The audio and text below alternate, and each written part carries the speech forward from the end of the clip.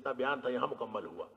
اب آگے آیت نمبر 172 سے لے کر آخری آیت جو آیت نمبر 206 ہے غالباً اس سورت کی کل 206 آیات ہیں، تو یہاں اللہ کریم نے چند اصولی مباحث دیکھیں، سورہ اعراف کا پورا ذہن میں اگر آپ کے رہے یعنی موضوع، تو اس کے اندر 6 اقوام کی تباہی کے واقعات ہیں۔ اس سے پہلے حضرت آدم علیہ السلام کی تخلیق کا واقعہ ہے، اور آدم اور ابلیس کا، جو ابلیس نے حضرت آدم علیہ السلام کو، حضرت حوا کو بہکایا، اس کا ذکر ہے، اور پھر خاص احکام دیے گئے ہیں ابن آدم کو، اور یہاں پھر توحید کی بات کی گئی ہے، اور ابتدائے آفرینش جو انسان کی ابتدا تھی، یعنی جہاں سورہ اعراف کے ابتدائیے میں جس طرح سے تخلیق آدم کا ذکر کر کے انسان کو ان اصولوں کی طرف اور ان قانونوں کی، ان قوانین کی طرف اور ان ضوابط کی طرف توجہ دلائی گئی تھی کہ جن ضابطوں کے اوپر تمہاری زندگی گزرے گی، اب گویا وہی ضابطے پھر سے بتائے جا رہے ہیں اس آخری حصے میں، اور ان ضابطوں کے اندر سب سے اولین ضابطہ کیا ہے؟ وہ توحید ہے، اور یہ بتایا جا رہا ہے کہ توحید اصل میں انسان کے رگ و پے میں پیوست ہے، اور اس کو انسان کی فطرت اور سرشت کے اندر رکھا گیا ہے۔ ایسا نہیں ہے کہ وہ توحید اس کے لیے اجنبی چیز ہے۔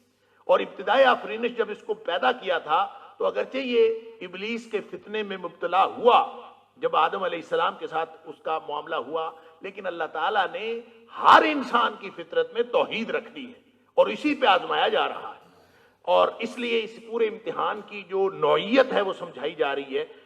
اس لیے یہاں توحید کی بات بھی ہے، نبی پاک صلی اللہ علیہ وسلم کی رسالت پر ایمان لانے کی بات ہے، اور پھر نبی کریم صلی اللہ علیہ وسلم کو بھی کچھ ہدایات دی گئی ہیں، اور اہل ایمان کو بھی کچھ ہدایات دی گئی ہیں۔ یہ ہے وہ آخری حصہ جس کا آغاز ہو رہا ہے سورہ اعراف کی آیت نمبر 172 سے۔ وَإِذْ أَخَذَ رَبُّكَ مِن بَنِي آدَمَ مِن ظُهُورِهِمْ ذُرِّيَّتَهُمْ وَأَشْهَدَهُمْ عَلَىٰ أَنفُسِهِمْ أَلَسْتُ بِرَبِّكُمْ۔ یہ ہے وہ بڑی مشہور و معروف آیت جو عہد الست سے متعلق ہے۔ ہم کہتے ہیں عہد الست، اور یہ اصطلاح جو ہے وہ ادب کے اندر بھی، اور شعراء بھی اس کو بہت استعمال کرتے ہیں، اور پوری دنیا میں یہ بہت، تمام دنیا کے مسلمان عہد الست کو، اور یہ اصطلاح کہاں سے آئی ہے؟ یہ یہیں سے لی گئی ہے، اس آیت سے۔ اور اس کو سمجھ لیجئے کہ یہ اس کا تعلق کس چیز سے ہے۔ وَإِذْ أَخَذَ رَبُّكَ، اس وقت کو یاد کرو جب لیا تیرے رب نے، من بنی آدم، آدم کی اولاد سے، من ظہورہم، ان کی پشتوں سے، ظاہر کی جمع ظہور، ان کی پشتوں سے لیا۔ اب اس کا مطلب یہ ہے کہ من بنی آدم من ظہورہم، جو من بنی آدم ہے اسی کا بدل ہے من ظہورہم۔ اب آدم علیہ السلام کی اولاد کی پشتوں سے، آدم علیہ السلام سے، ان کی پشتوں سے، ذریتہم، اللہ نے اس میں سے نکالا ان کی اولادوں کو۔ آخاذہ نکالنا بھی ہوتا ہے، آخاذہ لینا بھی ہوتا ہے، پکڑنا بھی ہوتا ہے۔ ان کی اولادوں کو لیا، ذریتہم، جتنی بھی اس کی ذریت تھی، جتنی بھی ان کی اولاد تھی، ان کو اللہ تعالیٰ نے، جتنی بھی ان کی اولاد تھی ان کو اللہ تعالیٰ نے نکالا۔ اب یہاں پہ یہ نہیں کہا کہ من ظہور ہی، آدم کی بات تو ہے ہی نہیں، من بنی آدم کہا ہے، من آدم نہیں کہا، یہ بات ذہن میں رکھیں۔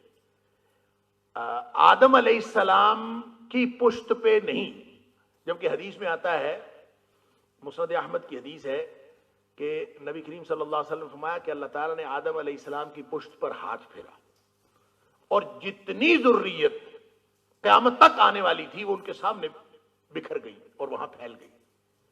اچھا، ساری ذریت وہاں پہ آ گئی۔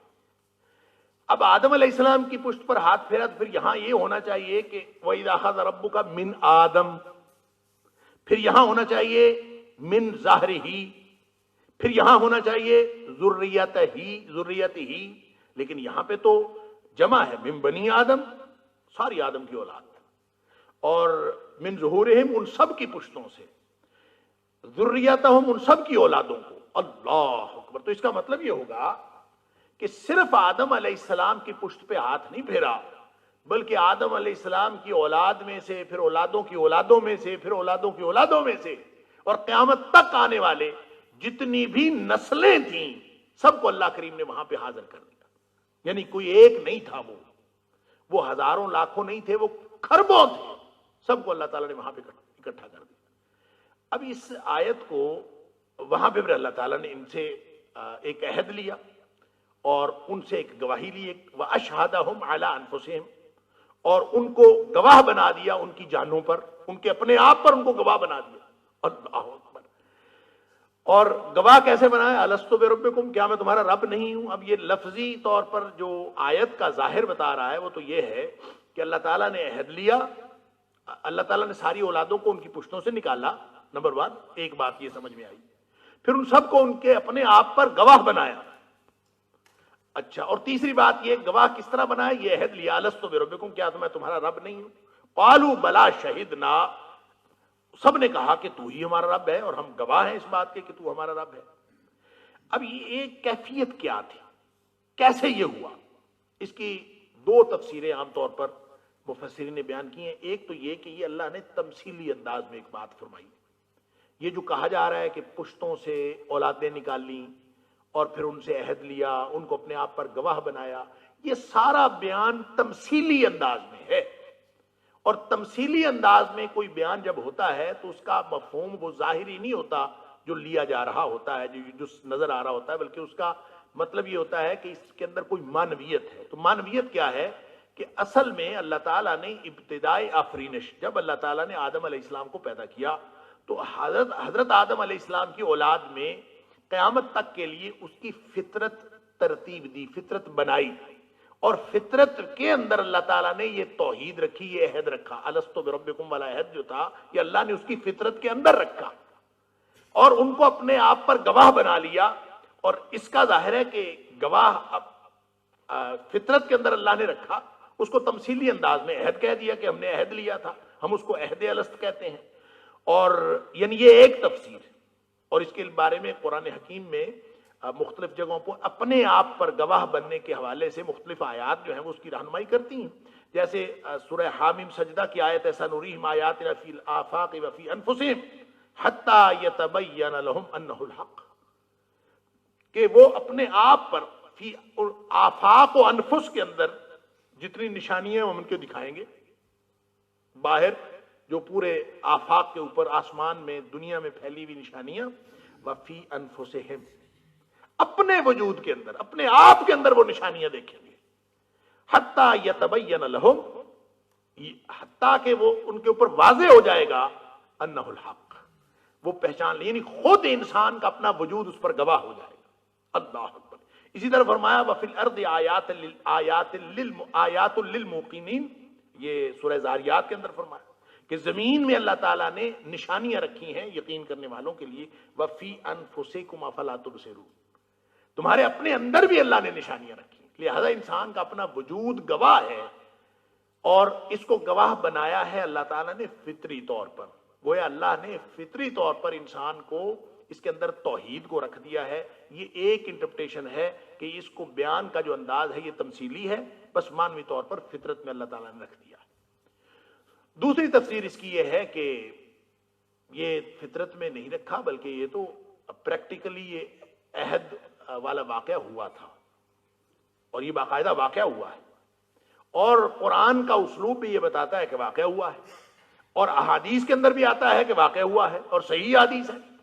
اور اس کے اندر بلکہ یہ تواتر کو پہنچی ہوئی حدیث ہے کہ نبی پاک صلی اللہ علیہ وسلم نے فرمایا کہ اللہ تعالیٰ نے آدم علیہ السلام کی پشت پر ہاتھ پھیرا تو ساری ذریت ان کے سامنے آ گئی. اب ظاہر ہے کہ بنی آدم، جو آدم کی اولاد کی اولاد کی اولاد اور نسلیں جہاں تک جانی تھیں، سب کی نسلوں کی نسلیں وہاں پہ آ گئی. اور بعض نے اس کی تفصیل بھی بیان کی ہے کہ آدم علیہ السلام کی پشت پر ہاتھ پھیرا، پھر ان کی اولادوں کی پشت پر ہاتھ پھیرا، پھر اس کی اولادوں کی پشت، یوں اللہ تعالیٰ نے ساری ذریت وہاں پہ لا کے اکٹھی کر دی. امام شوکانی علیہ الرحمہ کہتے ہیں کہ جس طرح ایک عالم روحانی ہے کہ نبی پاک صلی اللہ علیہ وسلم نے فرمایا کہ ساری روحیں جو ہیں یہ جنود مجندہ، یہ ایک عالم میں ایک جہان میں اکٹھی تھیں، اور وہاں پہ جس سے محبت ہو گئی، جس سے پیار ہو گیا، جس کی واقفیت ہو گئی، اللہ تعالیٰ اس دنیا میں بھی ان کی واقفیت کر دیتا. وہ عالم روحانی ہے. پھر یہ عالم دنیا ہے، پھر عالم دنیا کے بعد عالم برزخ ہے، عالم برزخ کے بعد عالم آخرت ہے. گویا انسان کی زندگی کے کئی مراحل ہیں. امام شوکانی کہتے ہیں یہ جب ذریت اکٹھی ہوئی تھی، یہ بھی ایک انسان کیا مرحلہ حیات ہے. یہ عالم روحانیت اور عالم دنیا، اس سے درمیان میں ہے عالم ذریت. اس کا نام ہی انہوں نے رکھا ہے عالم ذر، یہ ذریت کی، اور بعض روایات میں ذر جو ہے نا، لفظ ذر، اس کا ترجمہ یہ بھی کیا گیا ہے کہ یہ جیسے چیونٹیاں نہیں ہوتی، چیونٹیاں نکلتی ہیں تو ہزاروں لاکھوں کی تعداد میں ہوتی ہیں، تو انسان جب ابتداء نکلے تھے تو اسی طرح چیونٹیوں کی طرح تھے، لہذا بعض لوگوں نے اس کا ترجمہ حدیث کا کرتے وقت یہ لکھا ہے کہ انسان چیونٹیوں کی طرح تھے، اور اس پر بعض لوگوں کو بہت اعتراض ہوتا ہے کہ انسانوں کو چیونٹیاں کہا گیا، حالانکہ ان کے نکلنے اور ان کے اکٹھا ہونے کی کیفیت کو وہاں بیان کیا گیا، اور اس کا ترجمہ یہ بھی ہو سکتا ہے۔ تو عالم ذر سے مراد ذریت، ساری ذریت اکٹھی ہوئی، اللہ اکبر۔ تو اس میں وہ باقاعدہ اکٹھا کیا، اکٹھا کر کے سب سے پوچھا، کیوں بھائی بتاؤ میں تمہارا رب نہیں ہوں؟ الست بربکم، کیا میں تمہارا رب نہیں ہوں؟ قالو، سب نے کہا پریکٹیکلی، یعنی یہ فطرت میں رکھے جانے کی تمثیلی صرف تبیین نہیں ہے، تمثیلی بیان نہیں ہے، یہ تمثیلی اسلوب نہیں ہے، بلکہ عملاً یہ واقعہ ہوا کہ اللہ نے سب کو اکٹھا کیا، اور اکٹھا کر کے اللہ تعالیٰ نے فرمایا کہ بتاؤ میں تمہارا رب نہیں ہوں؟ قالوا بلا شہدنا، سب نے کہا کہ اللہ تو ہی ہمارا رب ہے۔